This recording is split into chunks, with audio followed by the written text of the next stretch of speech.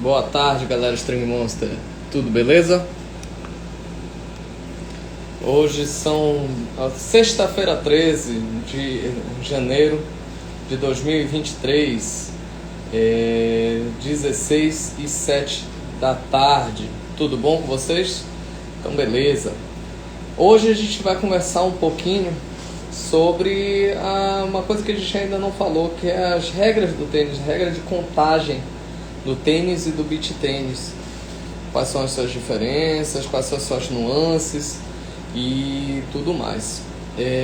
Antes disso, eu queria dar um recado para vocês com relação à live que a gente teve há 2 dias atrás sobre a primeira impressão da Red Extreme O-Stick Extreme Tour 2022-2023. Então o que acontece? Eu fiz um treino quinta-feira com o professor Rossi Carlos, e ele me deu um feedback de que eu estava perdendo muito controle da bolinha, principalmente nas bolas verdes. Só para explicar, a gente no treinamento, a gente define padrões de bola. Bola verde é bola de ataque, bola amarela, bola de manutenção e de transição para o ataque, e bola vermelha, bola de defesa. Então o que acontece? Nas bolas amarelas e vermelhas eu estava tendo um bom rendimento porque eu não precisava imprimir mais força na bola. Só que nas bolas vermelhas, nas bolas verdes, eu estava perdendo o controle, saindo quase 1 metro a bola da quadra. Rodrigo, regula a força. Não é bem assim. Você pode fazer o movimento para poder gerar spin, mas às vezes a confiança vai para o espaço. Então o que ele me sugeriu? Rodrigo, ajusta a tensão para você segurar a bola mais na quadra. E aí eu utilizei o conselho do professor Rossi, mas ajustei também a questão de cordas. Porque, por exemplo, eu estava usando um monofilamento, um poliéster da Yonex, o Polytour Spin, que tem uma característica de perda de tensão. E assim, eu jogando com uma tensão de 45 libras que eu estava jogando, a perda de tensão é muito significativa para você perder o controle, podendo estar 40, 38 libras, que já é uma tensão bem baixa. Fora a questão do uso da corda, que ela vai se desgastando e perdendo suas propriedades. Então o que eu pensei? Por que não fazer um encordoamento híbrido, onde eu vou ter o benefício do controle do poliéster, colocando principalmente ele na vertical, e vou ter o benefício de manutenção de tensão, geração de potência e mais conforto com o multifilamento. Utilizei no treino de hoje, gostei bastante, aumentei a libragem bastante. Eu coloquei nas verticais uma corda hexagonal, que é a Exonic Power da Genesis, e na horizontal eu coloquei a Addiction da Babolat. Coloquei 50 libras nas verticais e 53 nas crosses. Por que essa diferença? Porque para multifilamento segurar a tensão do sistema, e ela tem que ter um pouquinho mais de tensão para poder equalizar a questão da potência. Se você deixar na mesma tensão, a raquete pode perder o controle, certo?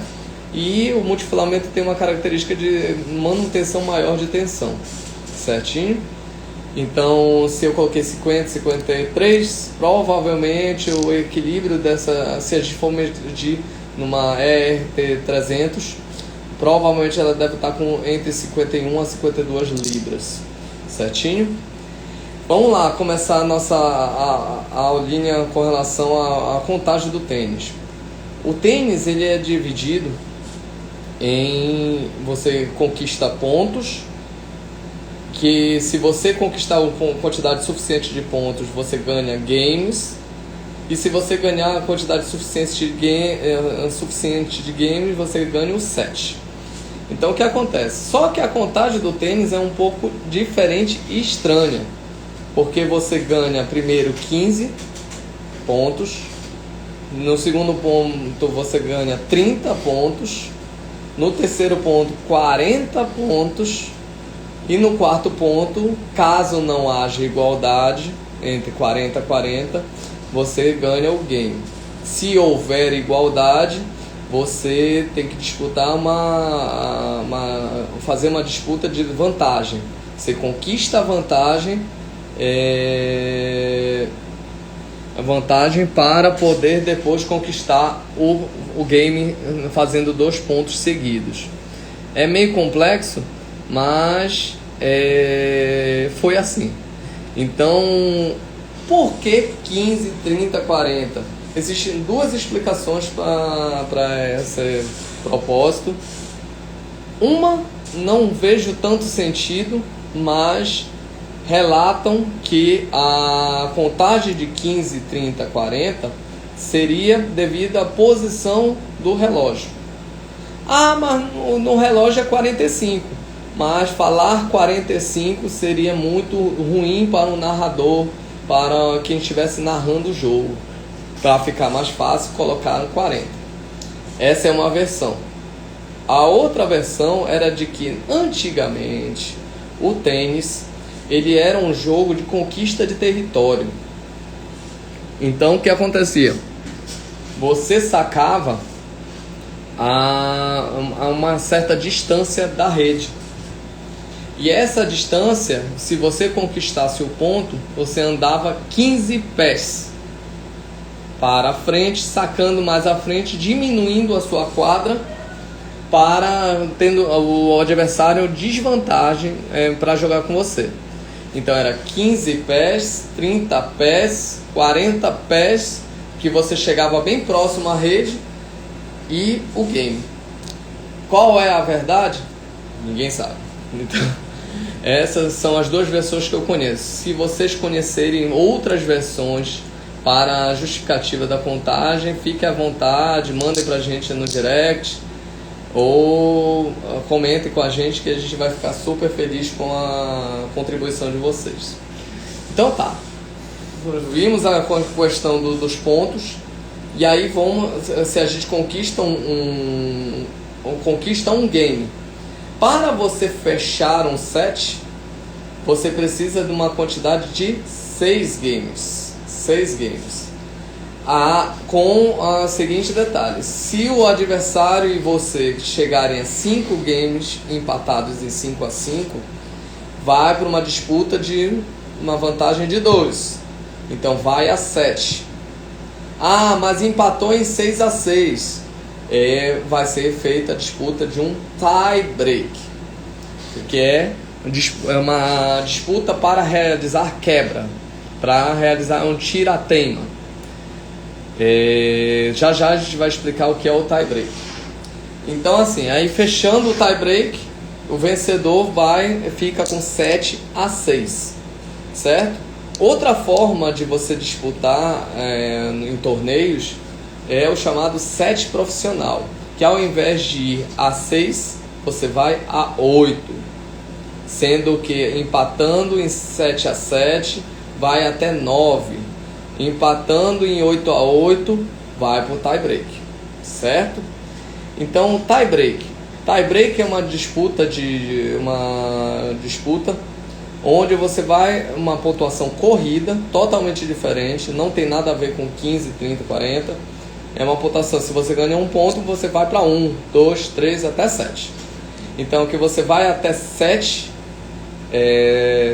pontos, sendo que sempre na contagem somatória dos placares for ímpar, há a troca de quem saca. Então o que acontece? O primeiro sacador saca uma bolinha, e a partir daí vão sendo alternados 2 saques para cada. E outro detalhe importante: chegando no somatório de 6 ou múltiplos, você tem que trocar de lado de quadra, certo? Uma coisa nos jogos profissionais, quando há a disputa de 8 games, só confirmar se é 8 ou 7 games, deixa eu ver aqui. Bolas.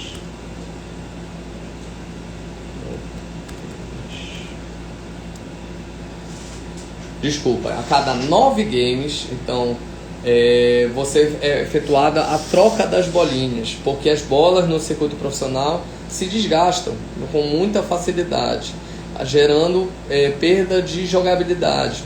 Às vezes furam e o feltro fica bastante desgastado, então acaba 9 games, mas na primeira troca é com 7 games. Eu sabia que tinha uma coisa errada. Pronto.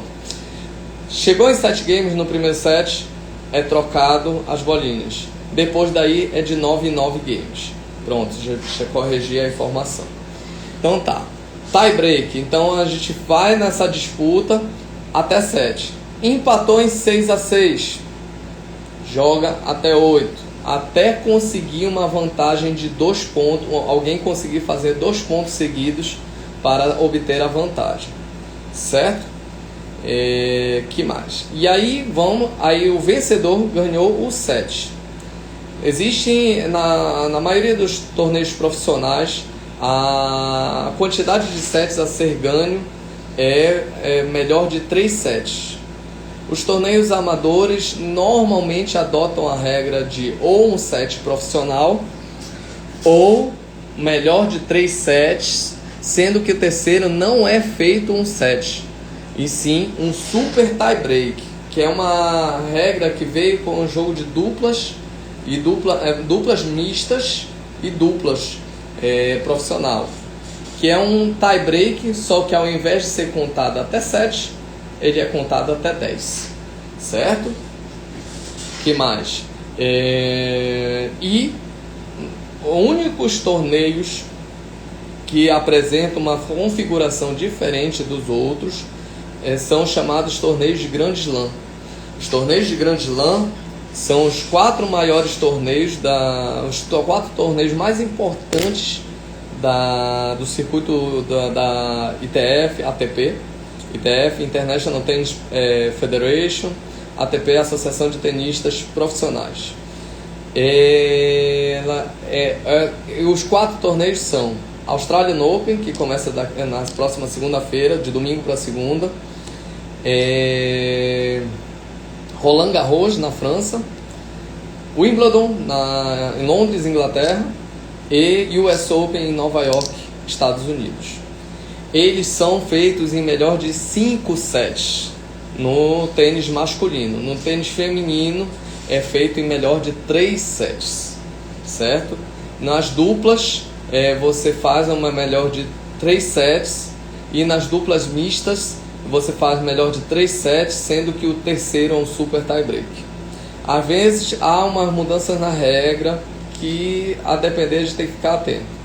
Uma coisa importante a se chamar a atenção com relação aos sets de 5 sets é que 3 torneios eram do Grand Slam eram com contagem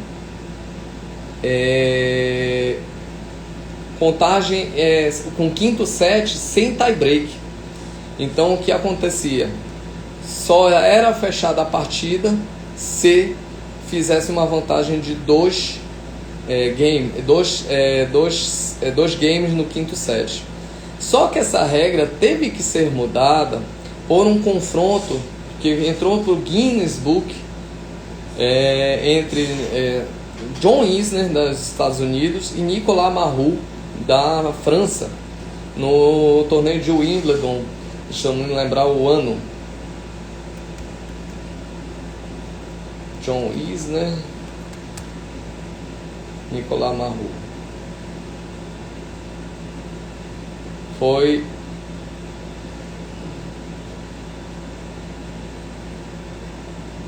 em 2010. Foi a partida mais longa da história do tênis na era aberta. Foram 11 horas e 5 minutos de partida, 3 dias para essa partida terminar, e o placar final foi 70-68 no quinto set para John Isner.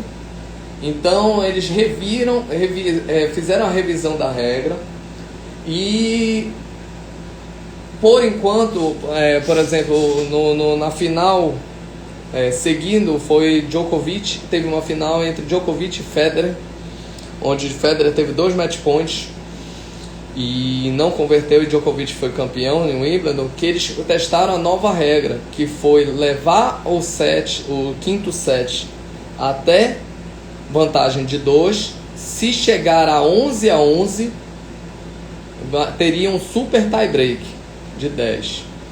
Então, assim, essas regras são mudadas porque não é interessante para a TV, principalmente TV aberta. A TV aberta, quase nenhuma emissora de TV aberta transmite jogos de tênis ao vivo, por causa disso. Às vezes, a duração dos jogos é muito elevada. Tem jogos que tem games que duram 20 minutos. Entendeu? Por exemplo, teve um jogo na Australian Open entre Nadal e Djokovic que durou 6 horas, mesmo com a regra nova. Então, tem jogos que tem trocas de bola de 50, 60 bolas. Então, para a TV, não é interessante ter, por causa de nível de propaganda e comercialização, grade de programação, ter um torneio de tênis. Então foram feitos alguns testes para você abreviar uma partida de tênis. Por exemplo, um teste que não deu certo foi a eliminação da regra do let. Que, por exemplo, se a bolinha tocasse na rede, não repetiria o saque, continuaria o jogo da mesma forma. Isso não vingou e só se aplica nas categorias juvenis aqui no Brasil, e eu acredito também que na ITF. Então, nas categorias juvenis, se você tem os 2 saques, se houver toque na rede, assim como no vôlei foi eliminado. Antigamente no vôlei você tinha o saque, você queimava o saque quando tocava na rede, era falta. Hoje não é mais, pode tocar na rede. Mas isso não vingou. E outra solução, que deixar o jogo sem vantagem para tentar acelerar. Alguns jogos de duplas apresentam essa regra, principalmente jogos de duplas amadores, certo? E é isso. E com relação ao beach tênis, o beach tênis ele tem uma contagem bem semelhante ao tênis, só que tem algumas peculiaridades. Por exemplo, no beach tênis você não tem 2 saques, você só tem um saque. No beach tênis não tem let, já é uma vantagem, que a bola pode pegar na fita da rede, passar para o outro lado e continua o jogo. Vantagem para quem saca, pode ser vantagem ou desvantagem. Vantagem para quem saca, principalmente se passar. Se não passar, não é vantagem. Você só tem um saque, vale let, mas a pontuação é igual: 15, 30, 40. Só que quando chega em iguais, é igual àquela regra que eu falei, no edge, não há vantagem. Toda bola que chega em iguais se chama ponto decisivo. Quem fizer o ponto leva o game. Não precisa uma vantagem, fazer 2 pontos para obter a vantagem, certo? E a regra do beach tênis, existem 2 regras nos torneios amadores e 2 contagens. A contagem até 4 games. Você chegando em 4 games, você ganha o set. E a contagem é até 6 games. Por exemplo, até 4 games, se você fizer 3-3, vai para o tie break. E E a contagem de 6 games, que é a mesma, bem semelhante à contagem do tênis. Nos torneios profissionais são melhor de 3 sets, sendo que o terceiro é um super tie break. Não existe a disputa de set normal no terceiro set no circuito profissional de beach tennis. E nos torneios amadores, normalmente são 2 sets de 4 games, empatando, havendo o terceiro set, é um super tie break. Certinho? Que mais? Um torneio peculiar que tem uma contagem diferente é o torneio Next Gen, que envolve os 8 melhores calouros ou novatos dentro do circuito para a disputa do torneio, para ver quem é o melhor calouro, quem é o melhor novato do circuito. Esse torneio ele é disputado em melhor de 5 sets, só que os sets são de 4 games. Então são sets curtos, que você, ganhando 3 sets, você leva ao confronto, certo? A última edição foi efetuada em Milão, sendo que o vencedor foi Brandon Nakajima, certo? Agradecer a galera. Quem tiver dúvida pode mandar pro direct para a gente conversar um pouquinho sobre o tênis. E aí eu vou começar a partir de amanhã uma série conversando com vocês sobre os grandes torneios do circuito ATP e os grandes lãs. Eu vou começar falando sobre o Australian Open, que começa na segunda-feira, para a gente já entrar aquecido para assistir esse grande torneio que tem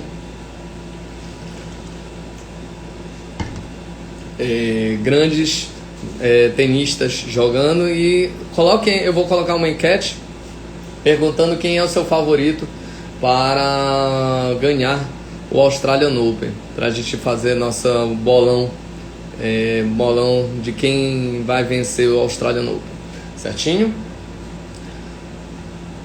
Agradecer o Boteco do Gavazza, um grande abraço, obrigado pelo prestígio. Rosivaldo, grande abraço. Espado Vida Saudável, grande abraço. Sem Cordolamento sempre presente, grande abraço. Doutor André Alves, grande abraço. E Alexandre Viana, grande abraço. Cal Durão, grande abraço. E Rodrigo de Guaíba, grande abraço. Certinho? Então amanhã a gente vai falar sobre o Australian Open. E aí a gente vai fazer nossa enquete com relação a quem você acha que vai ganhar o Australian Open neste ano. Tá bom? Beijo grande, fiquem com Deus e um bom final de semana. Mas amanhã a gente se vê. Tá bom? Tchau, tchau.